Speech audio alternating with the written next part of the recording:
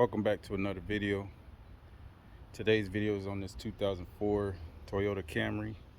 I'm going to be showing y'all how to remove the radiator. But before we get into that, make sure you like and subscribe. Basically, I'm going to show y'all here. Right here you can see all the fluid leaking down. Once I get this radiator out, I'm going to show y'all where it usually leaks. But right now I'm going to just show y'all how to take it out. Alright, first thing you want to do is drain it.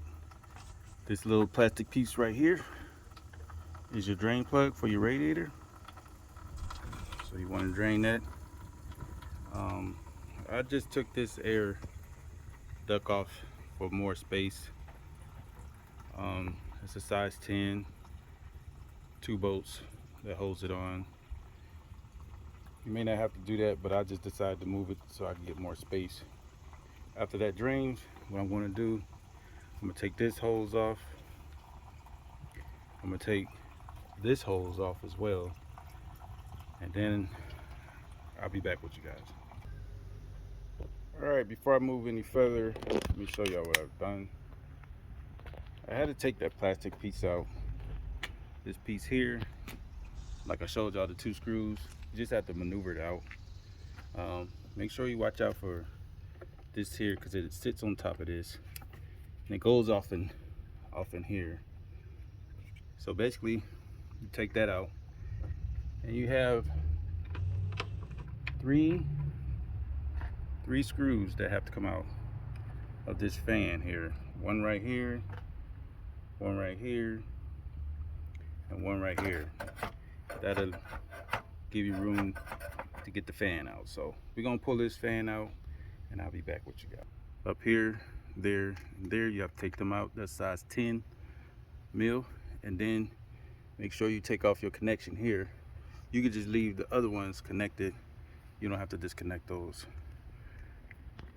All right, what you're going to want to do next is remove the transmission lines that goes into the radiator, which is one here, one here. It's going to leak a little bit, so you're going to have to fill it back up once you put everything back together, so keep that in mind. All right, I got the clamps off there. Next, what we're going to do, I'm not going to pull it off until it's time to pull the radiator out.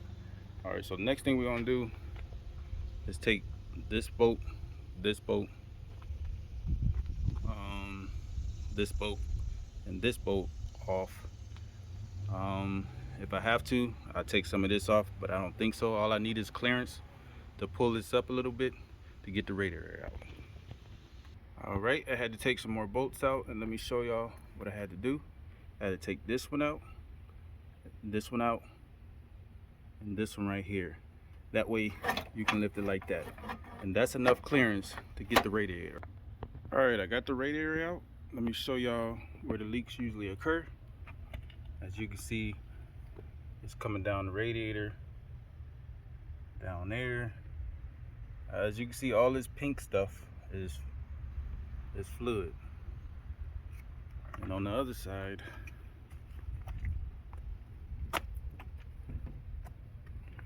see how it caked up? It's been leaking for a while. So I'm gonna give y'all some bonus footage.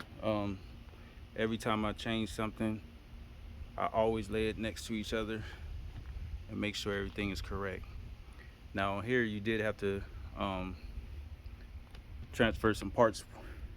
For one, you have to take these off here from the old one and transfer it over. They give you new brass fittings here. Make sure you put them on before you put the radiator in, or it'll be a little bit harder for you. Like I said, I had to transfer this one here. Make sure this is shut, which it is.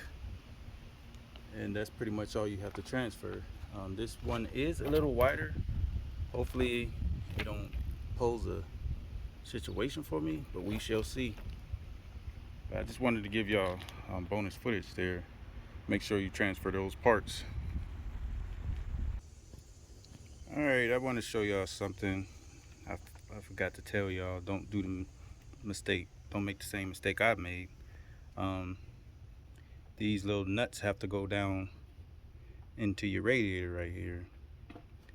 There's 3 of them, and I forgot to do that, and I had to take it back apart. So to save y'all that headache, make sure you put those in there before you assemble it back together. Alright, this is your last step. Make sure you fill up your radiator. You're gonna see it bubble for a while. I'm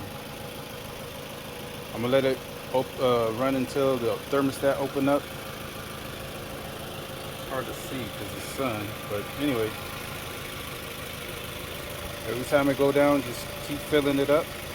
So like I said, I'm gonna let it run all the way until the thermostat open up. And also, when you get done, you want to fill this up just in case your radiator is a little low. It'll suck it right in. That's your overflow right there.